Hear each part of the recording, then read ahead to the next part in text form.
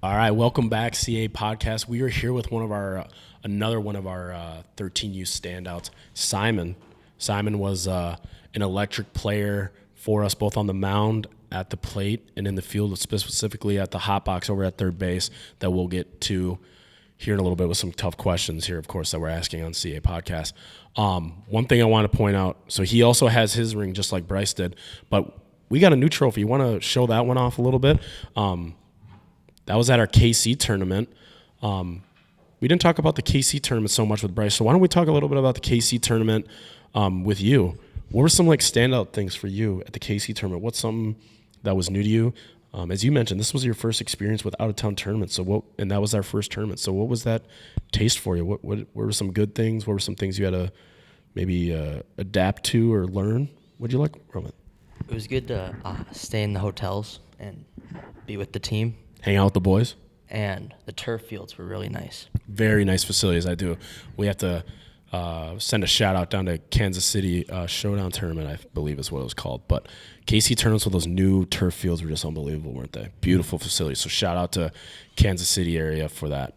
Let's go on to some questions here. So kind of throwing it back to your beginning days and your roots for baseball. What kind of sparked your interest to play baseball? Was it something you picked up at a young age? Is it something you always knew you wanted to do? Well, I started at T-ball probably when I was 5 or 6. Okay. And I just fell in love with the game. It was fun to play with my friends.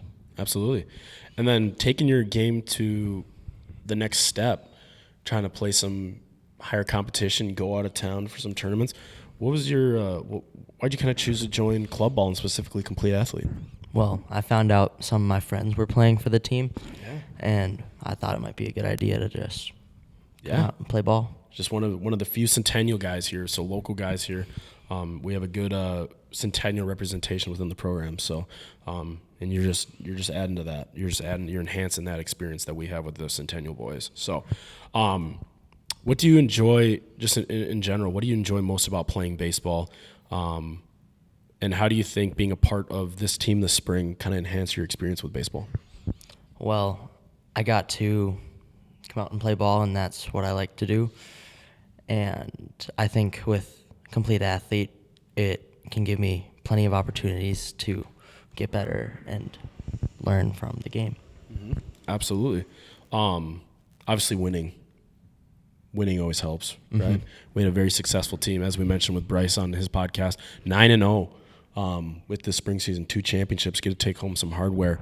9-0, it looks like we had an easy season, but games weren't all rainbows and sunshine. So kind of leading into my next question. So maybe when things aren't going well, either on the field or off the field, how do you kind of stay supportive, encourage your teammates, or maybe even yourself?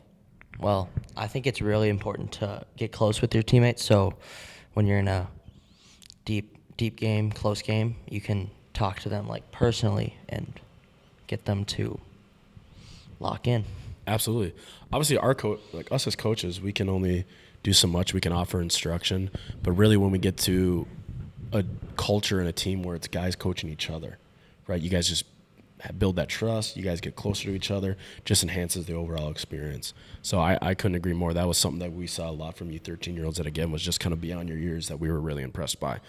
Can you share a time where you can maybe one of these tournaments or just I know you're starting up your season already for traveling ball with Centennial, but can you share a time specifically where you felt nervous or uncertain during a game or practice, and what was that situation? What was the outcome? How'd you overcome it? Well, this year, I think it was our 3rd game in the Kansas City tournament. Yeah. We gave up 6 runs in the first inning. Tough start. And then we slowly started getting more runs, and in the last inning we found what worked well for us, and I think it was 6 runs we scored in the last inning to win the game. Absolutely. I couldn't agree more. And we'll talk about it a little bit. And we talked about it individually, just always making those in-game adjustments that this team was really good at too. Things aren't going well necessarily at the beginning. Doesn't mean you don't have time to turn around and come out on top at the end. So that's awesome. Maybe for this summer and also just continuing to work on in general, what's your personal goals for this season with your summer team? And how do you plan to work on those? Hit bombs, throw gas. Hit bombs, throw gas. And I think what you said about making adjustments is probably the most important thing of baseball. Like, who can make the adjustment the fastest? Okay. Let's talk about throwing gas specifically. This is a hard throwing 13-year-old. Always knew when he was on the mound that we were going to get a consistent start, a quality start from this guy. It was really easy as a coach knowing that when he was starting a game, I didn't have to worry about probably bringing a pitcher until like the 5th, 6th inning, which is very, very easy on a coach. Let's just say that. Makes me one less thing I have to worry about.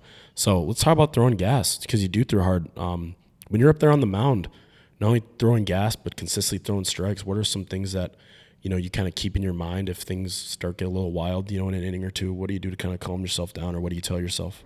Well, I just like to take a step off the mound and take a deep breath.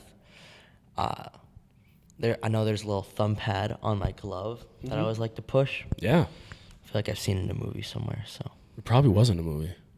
You ever watch Little Big League? What about the Minnesota Twins? Remember that guy? It's like a montage of like in games, and like strikes a guy out and then gives up a line drive out, and he just like pumps that glove. He's like, it's just kind of like a comfort thing, or baseball players have weird like superstitions and stuff. So maybe that's one of your superstitions that just calms you down while you're on the mound. Is there a mechanic, or is there like a buzzword, to help your mechanics that you just tell yourself like, oh, I'm wild today? Is there like one or two things you do to like help you really hone in? Like, all right, this is what I have to do to be better. I think glove is the most important thing. Glove side, Like, not flying open, stuff like that. I think staying closed is the easiest way to throw a strike. Staying closed, not flying open right away. Glove awareness is something that we definitely talk about with a lot of our pitchers here at CA. So glove awareness is huge, man. You can have all the legs and all the arm power and whatnot, but that front side's flying open. It kind of makes it hard sometimes, doesn't it? So glove awareness is definitely something we talk. I'm glad you picked up on that. I appreciate that. So makes me feel like I'm actually doing something. Let's see. Let's go into, so we talk about how we want to keep this 13U group together, right? And we really hope to see you guys grow together. As you guys stick together from season to season, what kind of role do you see yourself playing in the team? And how do you see yourself contributing to creating an overall positive team atmosphere? I think like picking up the team when they get down, because it's infectious. Like if one of your teammates is down, sitting on the bench, you got to get them up, match the team's energy. Mm-hmm. So if you bring that one player up, team will match the energy, game will start to go well. Awesome, man. I love that. Maybe like continuing on to that answer and how you can contribute, like what do you see your role like in the field? How do you see your role changing or maybe even strengthening as we keep this group together? Like, I know when you make errors in the field, and if you can like try and make a joke out of it, and maybe that'll give them some laughter and spark their thing, keep them up. Yeah, not letting it spiral out of control, like turn into a snowball fight, or let it just roll downhill. Absolutely. We talk about a lot of things that we talk about a team saying we have is like, us from the dugout, error happens, we'll just be like, hey, wipe it, pick us up, go make the next play. Not letting that spiral out of control. Absolutely. And that helps. Like going back to when, players are coaching each other. Like if you can get up on your teammate, say, you're at third base and the guy that plays shortstop a lot for us, Gavin, right? Say Gavin makes an error or whatever. If you can be there to pick him up and be ready for the next play, and he makes that next play, that's awesome. We'll even add Gavin into the story. You talked about that game in Kansas City. He started pitching for us, and it was struggling that first inning defense-wise, but he still stayed in there throwing strikes. He also did make an error late in that game, and then boom, came right around to came in. Did you score that winning run, by the way?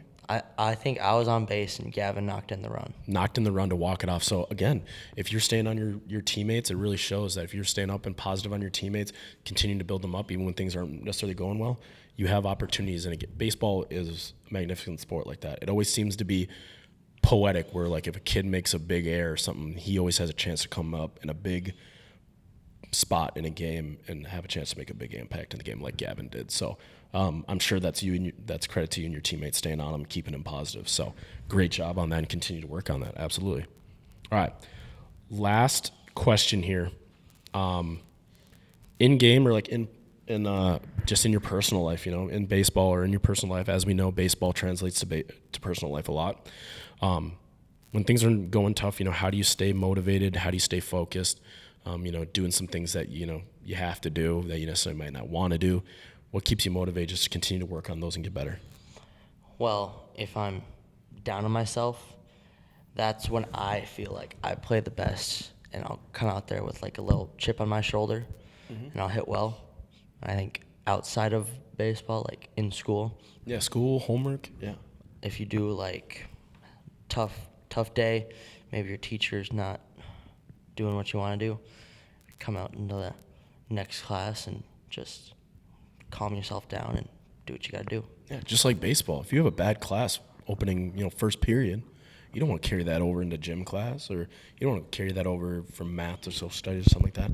So keeping that separate and just continuing knowing that trust the process type thing, right?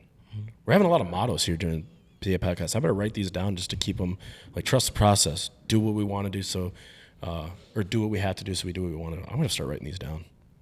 Any last words, last comments that you kind of want to share with the CA podcast? Nope. Straight to the point with Simon. I appreciate it, guys. So we're signing out here with Coach John and Simon. Simon, as we send out, why don't you flash that ring for the guys?